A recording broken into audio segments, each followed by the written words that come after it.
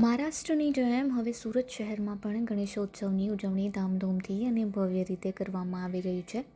ગણેશ ચતુર્થીને વાર છે, પરંતુ સુરતમાં વિવિધ મંડળ ગણેશજીનું આગમન કરાવી રહ્યા છે.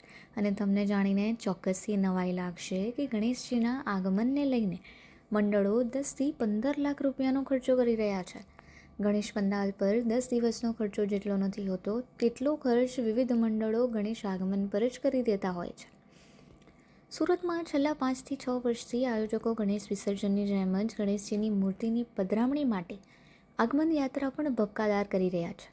પહેલાં મોટા મંડળો જ આગમન યાત્રા કાઢતા હતા, પરંતુ હવે નાના મંડળ અને રહેણાંક સોસાયટીઓમાં પણ ગણેશ આગમન યાત્રા શ્રદ્ધા અને ભપકાથી કાઢે છે.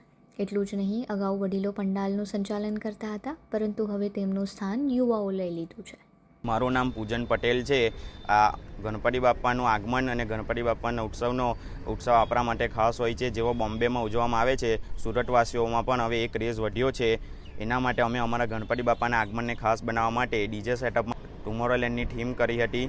અમે આગમનને ખાસ બનાવવા માટે યુપીથી કલાકારો બોલાવ્યા હતા, જેમાં ઉજ્જૈનની મહાકાલની ભસ્મ આરતી એડ કરાવી હતી અને લોકોને મહાકાલની આરતીનું ફીલ કરાવ્યું હતું. અમે વિષ્ણુ ભગવાનના ચોથા અવતારના દર્શન કરાવ્યા હતા, સાથે મિરરમેનનો ડાન્સ પણ કરાવ્યો હતો, જેથી લોકોને કંઈ યુનિક લાગે. અને એની સાથે અમે ફાયરવર્ક્સ પણ એડ કરાવ્યું હતું, કે જે અમારા આગમનને આ બધા સુરતના બીજા ગ્રુપો કરતાં અલગ બતાવે.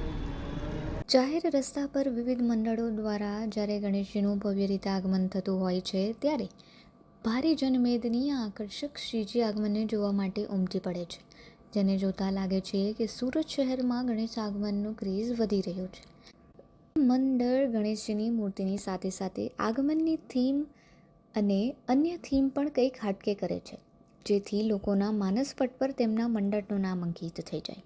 ગણેશોત્સવ પર લોકો મંડપ અને ગણેશજીની પ્રતિમા પર હજારો રૂપિયાનો ખર્ચ કરે છે, પરંતુ સુરતીઓ ગણેશજીની આગમન યાત્રામાં ગણતરીના કલાક માટે જ 10થી 15 લાખ રૂપિયાનો ખર્ચ અદ્યતન laser light show, fire cracker show, DJ અને વિવિધ સ્થળોએથી કલાકારોને બોલાવવા પાછળ જ કરી રહ્યા છે.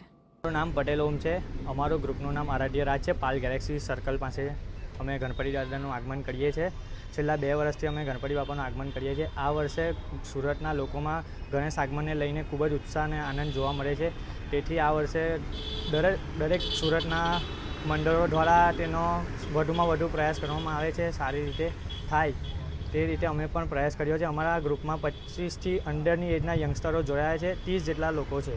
ખર્ચ લાખોમાં થાય છે, જે ગણપતિ દાદાના 10 દિવસમાં નથી થતો, તે માત્ર 3-4 કલાકમાં જોવા મળે છે. ગ્રુપના દરેક યુવાનો દ્વારા અને ઉપરાંત સ્પોન્સરશિપ દ્વારા અમે ફંડ એકત્રિત કરીએ છીએ.